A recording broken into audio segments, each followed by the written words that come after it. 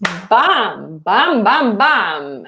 Episode number 4. I believe, that women leaders currently, 2020, as you listen or watch this video, we have a historical kind of advantage that we can take real control of our influence right now, thanks to social media, to digital platforms, where gender, skin color, cultural backgrounds have no more boundary, okay? The only thing that we need to have is an internet connection, basically.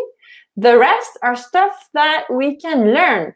Number 1, we can learn technology. And number 2, we can learn to master our fears, because it's scary, no doubt, to show up online, right? So on the Real Story Behind Her Business show, we explore how to use your own story and how to infuse it in your digital footprint. We go deep, so be ready. It's a show that can make you cry or laugh and for sure generate wealth, because at some point when you watch or listen to the podcast, because yes, it goes on a podcast as well, you can hear that conversation that may trigger something in you and will ignite that power of sharing your own message and make money out of it. Because once you have a message, you can help other people transform their life, whether it's personal or professional. And you can sell those services or products or whatever you want to build to bring, to build a business. So if you don't know me yet, I'm Angelique Binet. I run Social Media Love, and I help entrepreneurs unleash their inner rock star on social media with paid and organic traffic. And also full-time paid strategist for a large public organization. I'm an entrepreneur, I'm a mom, I'm a wife, and I am on a mission to spiral the number of women entrepreneurs to share their message with millions online. And so now I want to introduce you to my guest. Ta-da-da, ready? Bam, bam, Jennifer Krueger. Hello, Angelique. Thank you. Jennifer, is it your first live or not? We've done a few, but not very many. Okay, I was wondering because we talked before, but I wanted to ask you that question. So thank you so much for taking the time and to set up everything with me. So today we're gonna talk about how you became who you are. So tell us who you are. Well, I am an artist and an entrepreneur and a mother and a wife as well. And so in my professional career, sort of wear 2 hats. So a professional artist and then an entrepreneur, founder of the Estey Art Initiative, which is a charitable organization. Yeah, so tell us more. Who is it for? Like you say it's a charity, and honestly, before I met you, I thought charity were not like I thought they were not like a business, not a business, but like you sell services and programs. So how did you come to that format, like that? I should not say format, but business model, I would say. Yeah, it was definitely an evolution. And the reason why we became to a charity really was for accessibility. So sort of how the organization started was about 14 years ago. And I was teaching art in my studio, and I've always had, a fairly small studio, could fit, 2 or 3 students in there, but couldn't really have mass classes. So I started giving art classes in 3 local elementary schools. I think I rented one of their gyms, one of their cafeterias, just bigger spaces so we could have more students come. But in its originating format, parents would pay for their children to take part in the art class, just like they would pay to send them to my studio. It was just simply a bigger space.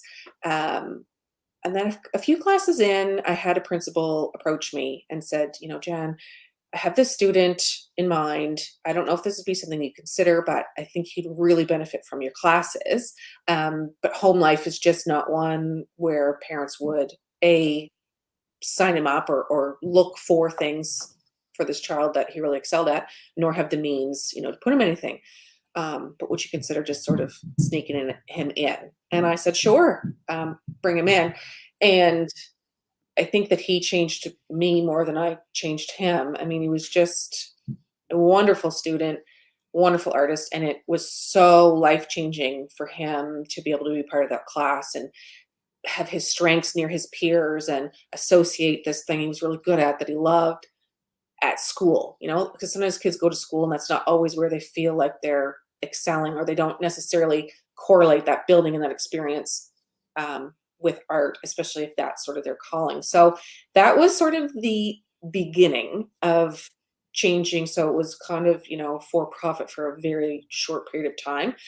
And then as we went, I sort of shared that story with some other principals. I said, if you have a student that's like, this student sort of shared that story, let me know. And they're like, of course we have that student. And of course, so the doors came open, and we really wanted to make sure that students that wanted to be there got there. So we've really worked with our schools in order to do that. The only really way to do it was to become a charitable organization. So parents, those that can afford, still pay some, but never the full tuition. So, we fundraise, we do other things so that it's accessible, but we don't turn anybody away. So that's kind of wise. The young guy 14 years ago that came in, and so he really showed me it should be a charitable organization.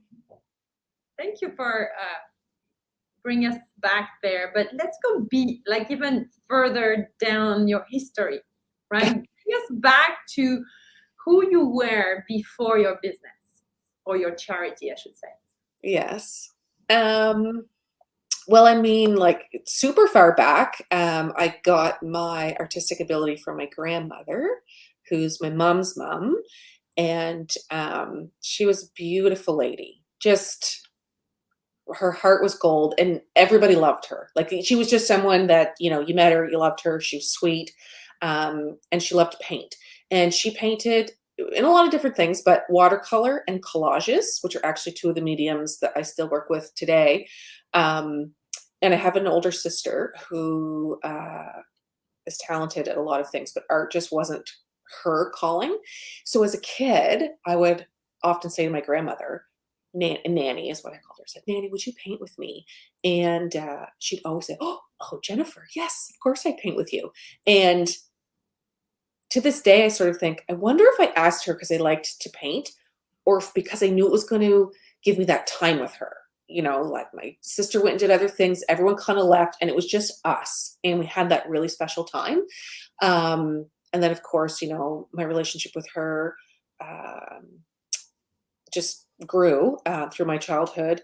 And the way she made me feel through the art is something I share with all of my staff. So when we go to teach a class, I say to them, your job description is be my nanny to these kids. Like, what they create at the end is important, but it's not as important as how they felt doing it. So sometimes they come to art class because they're just so happy to spend that time with us. We know we have that thing in common, we'll share, but it's really a safe space. So they always hear one or two stories about her and the woman that she was before they can go in front of a class. Oh, wow. So what's your best memory with your grandmother? What age were you? Like below 10 or older? Yeah, well, so when I think the first frame-worthy piece, I would have been maybe 9 or 10. That's still hanging in my parents' house that I painted in her studio. And we lost my grandmother quite a few years ago. And when she passed, she had left everything in her studio to me. So all of her art books that had her notes in them. I have a wooden case of pastels that's, she's had forever. Her brushes, just, some things are more usable now. But one of the things that we found that she had kept in her studio was a piece of art that I did when I was 4. And she had signed it for me and had kept it. So there was also this pile of pieces that she had never finished, so they had never made the frame, but she had kept the piece that I did when I was 4. And so I found that, and maybe 15 years after we lost her. Wow. So it was really a special moment to see that. So it goes back, as far as I can remember, really. Yeah. I love when you talk about your grandma. So now, okay, this is in you, and then we should officially say that you are a painter, a major painter, and look at behind you is like a major painting here. I like to paint big. So I have a really large ice cream cone. It's like I love it. by 3 feet. And I just actually had given away a couple weeks ago my biggest piece that wasn't a mural, and it was 8 feet long by 4 feet. So there's something, I don't know what it is about painting big. You can just actually like get into the details, or maybe there's just some sort of like wow factor impact when you look at it. You know, you can look at it from a distance, it can kind of capture you. I'm not sure what it is to go big. We do draw in the classroom. I try and tell our students that, you know, their book is a little bit bigger than normal.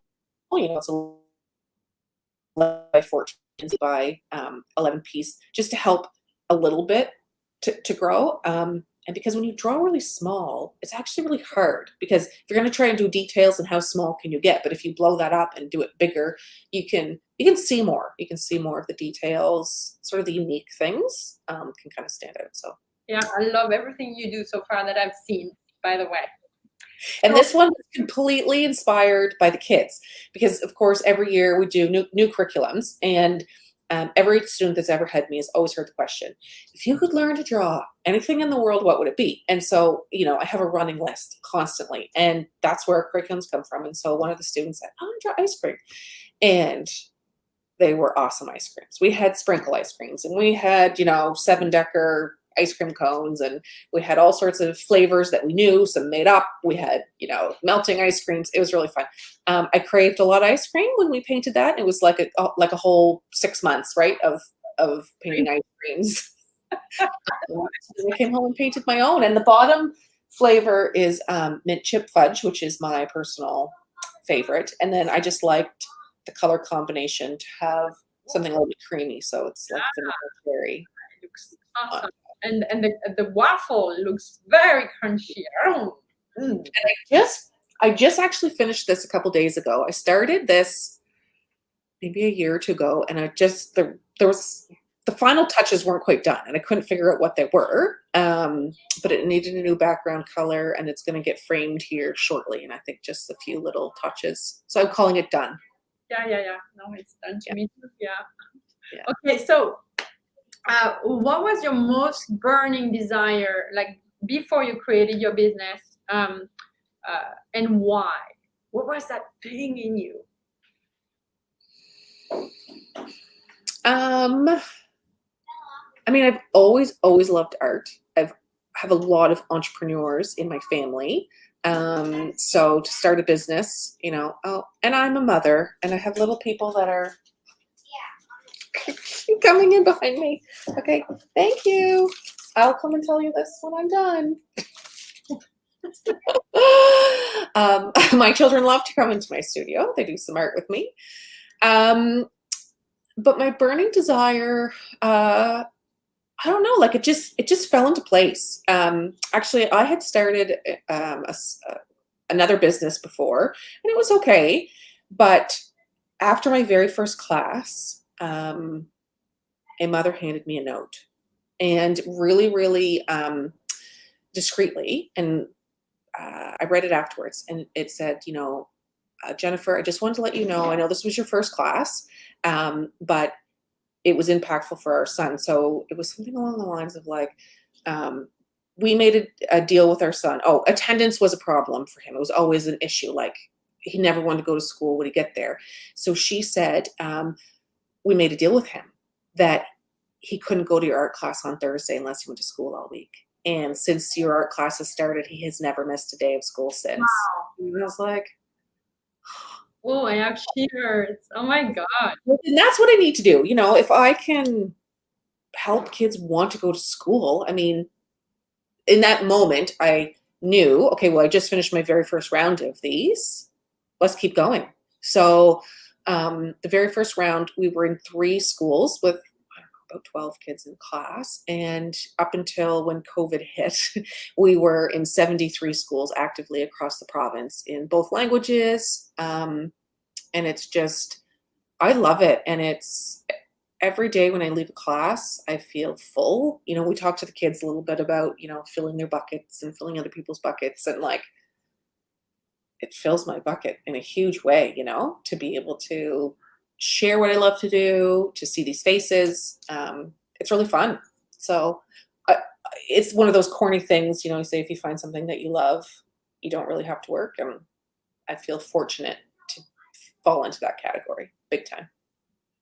Love it. So you said in the province where we are, so for the purpose of helping our friends who are not from Canada, like tell us more where we live, because we live, usually my guests are all over, like far away, but we're not that far away, you and I. Oh, we're almost neighbors. So we're in New Brunswick, and near Fredericton, just outside Fredericton, New Brunswick, and it's a beautiful place to live. I was born and raised in New Brunswick, and I had left to go do schooling in Ontario, and then came back about 15 years ago, and this has been home ever since. So we started with a few schools in Fredericton, and then once we had taken over this area and all the schools here, then we went to St. John, because that's where I'm from, and then to Moncton, and then we're up north as well, in Miramichi and a little bit in Bathurst. So when things go back to our new normal with COVID,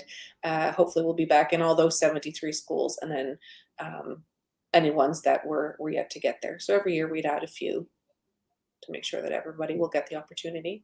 Yeah, so let's come back to that struggle. So you said for you, the major struggle in building a business was actually 2020. Like for a lot of people, it hit hard.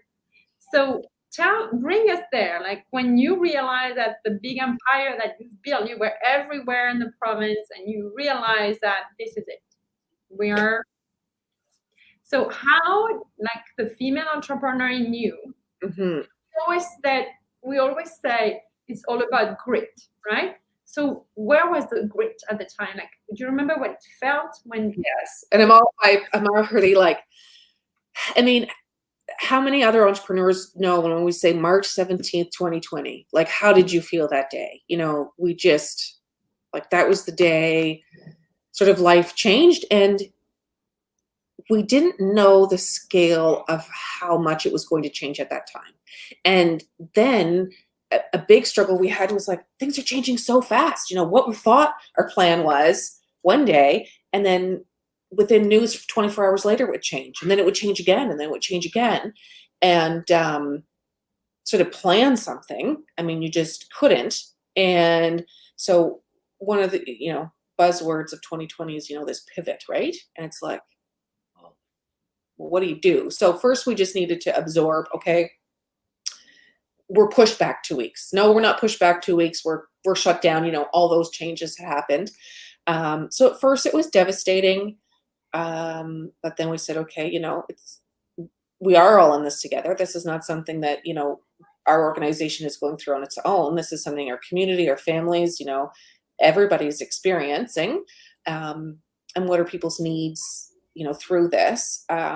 So we went fairly quickly to create some online videos. So even though I'm very new to the camera and still not, it's not a comfortable space, it's been more of being in front of the camera since March than ever before, to do our curriculums online. So we did that. And then we said then things kind of, we had that space in the summer where things were a little bit easier. And so we ran summer camps. And we had never done that before, and we had small bubbles of 15 per, you know, space. And so any of the students that had signed up for the program that, you know, that never was, all received credit so they could come and do that. So it just was a different way of doing things. And now we're doing some more online.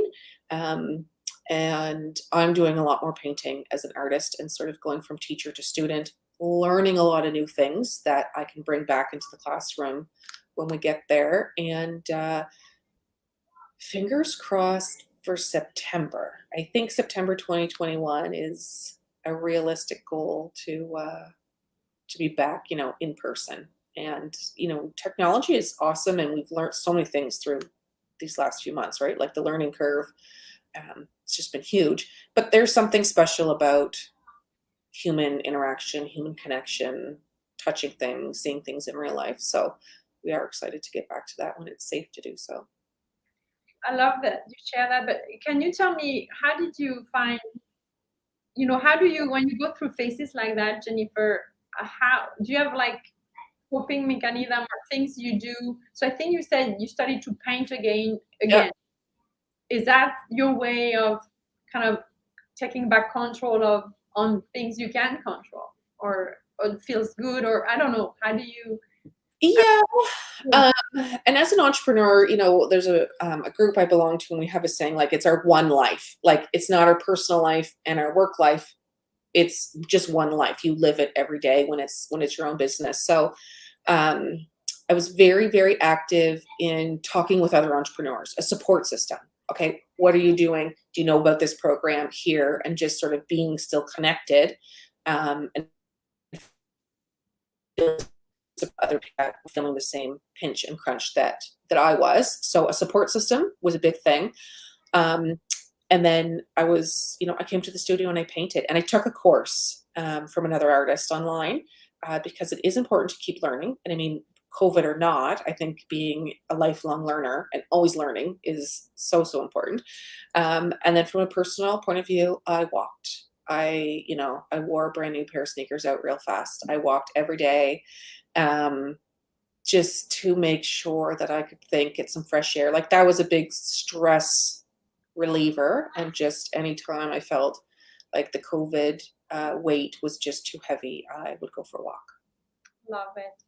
Okay, so how many years is that? Like, from the 15 years that? Yeah. So Yeah. it's 15 years. Which one of the false beliefs you had did you debust, do you think? Like, what is the thing you think they were true that are not true to you, and that they're proven wrong because you have all that experience now as a business owner?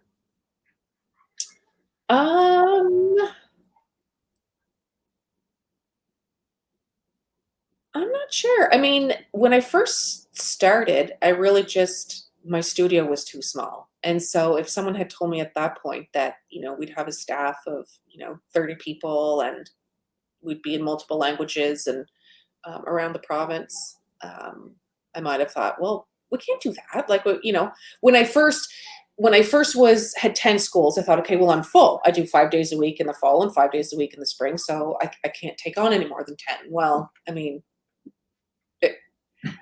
there's other people that can teach art and sort of bring them in and have a team.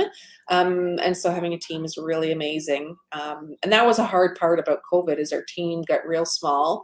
We're all still very much connected through this. And we'll be there, on the other side. And then we're still not done growing. That growth really showed, we get the processes in place, and there's, you can do whatever you set your mind to, really. So what did you have to put in place? Like, we didn't talk about it yet. Like you said, you pivoted. So what was the big decision you had to take? Well, there was 2 big pivots. There was summer camp. So like, we had never run, we had hundreds of kids come through summer programming with us. And there was a lot of, PPE things. How do we keep them safe? How do we do this in a way we've never done it before? So those were for a few months. Right now we're learning some technology. So on our website, just this week for the first time, are videos that we have done. So you can go on, you can purchase them, do them at your own pace at home. And so that's... What is it for, Jennifer, those videos? Is it like an art online program? Art tutorials. So it's a really similar feeling of the kind of things we would teach in the classroom. So it's still geared towards children. Although we say, 6 to 12 that would work. Like 8, 9-year-olds is really kind of prime, both for their interest, subject matter. We do things that they're interested in. And so we have a few cameras set up. This is how we would draw it.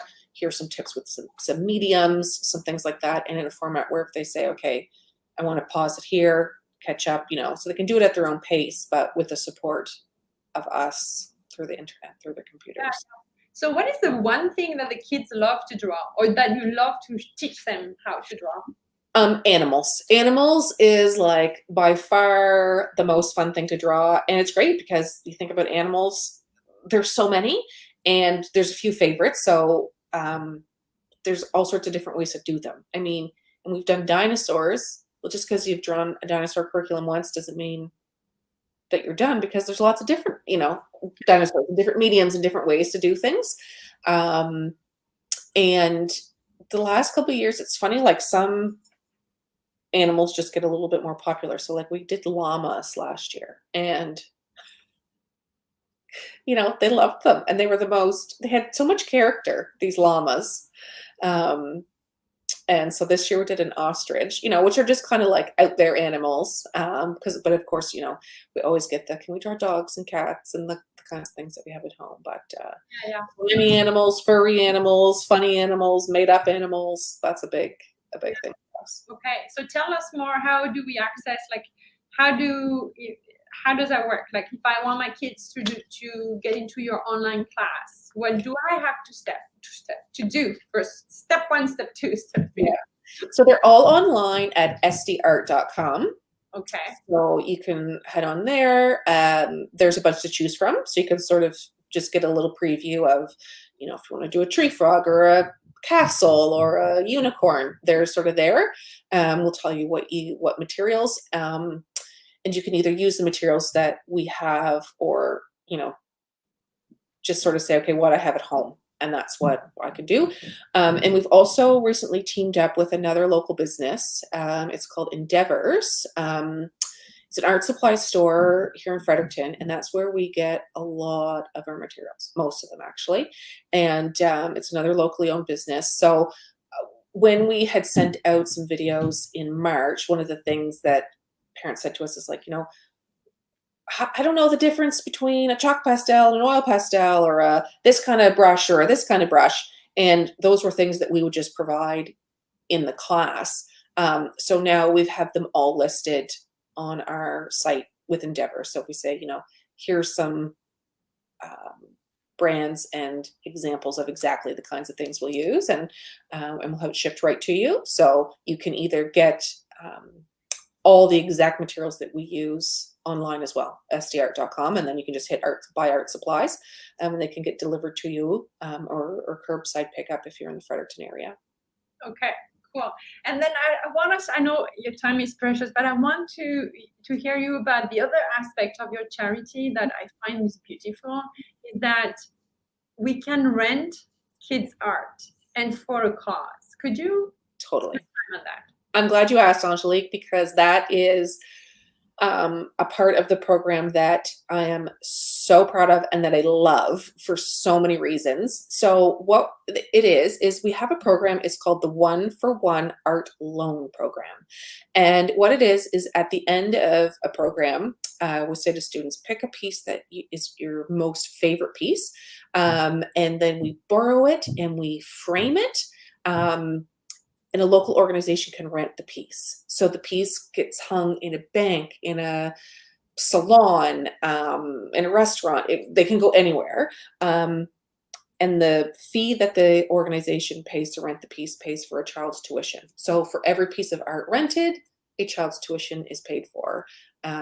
So it ticks the boxes of, a fundraising, a really unique way to fundraise as a charity. But also the pride that these students get to be able to see their work professionally framed and hung. They're so proud. Go see my art. It's hanging at this place. And then a great conversation for the business owner. People will come in and say, oh, what's this about? And just what a great icebreaker and neat conversation to have with their employees or their customers. So I love that program. So if you're an organization that's out there that would like to have some incredible art rented in your place, you can reach out to us. At esteyart.com as well.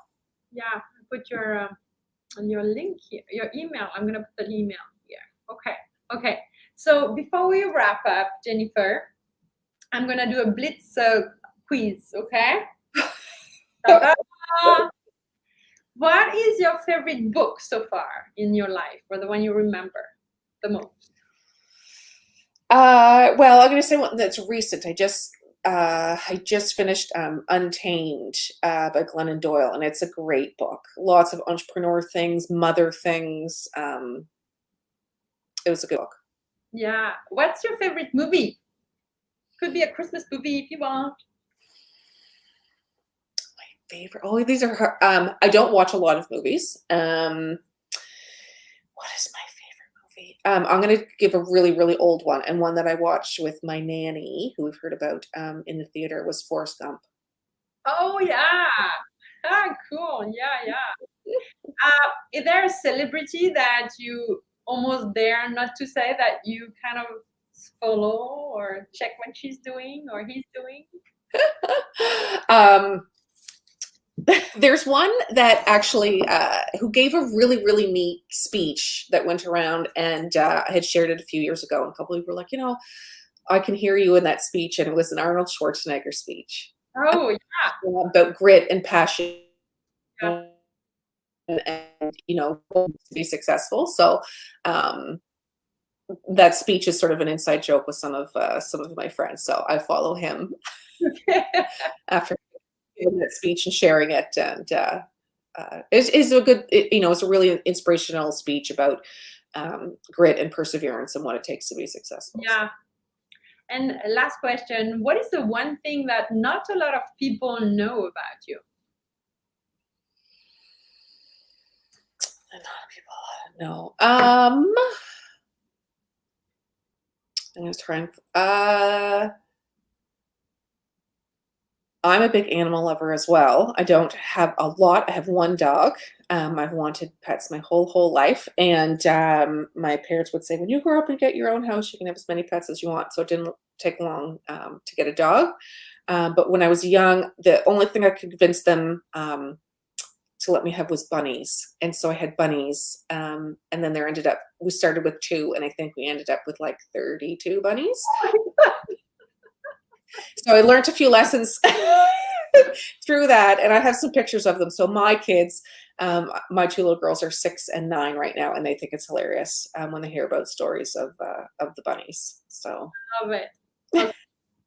So thank you for the quiz. And my last question is always about the big emotional payoff of building a life in your own terms, even if there are struggles and ups and downs and you have kids. Like, what is the biggest emotional payoff that you would say is about building a business and a project, a life project around something that you're so passionate about?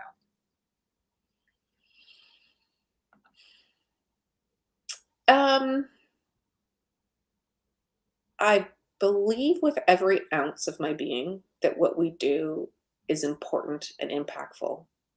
So, there's not a percentage of me that wavers, like, is this worth the effort? Is this worth, the ups and downs? It's like, no, it's 100% every time. It's 100% worth doing. And so I'm fortunate that I've had different levels of support along the way to get me where I am. No one does anything alone. So I've got tremendous friends, colleagues, a team, and some hard work and some luck along the way. And there is a lot to be done, especially after we find what our new normal is here, hopefully sooner rather than later. Awesome. Anything that I should have asked you that you want to say? No, I want to thank you for having me on. This is definitely outside my wheelhouse, but you're very generous to have asked me, and I feel very proud to have been asked on your show. So thank you so much. And yeah, and everyone can be an artist, to some bit. Like, go out there, try it. It's very relaxing. It's very healthy for you.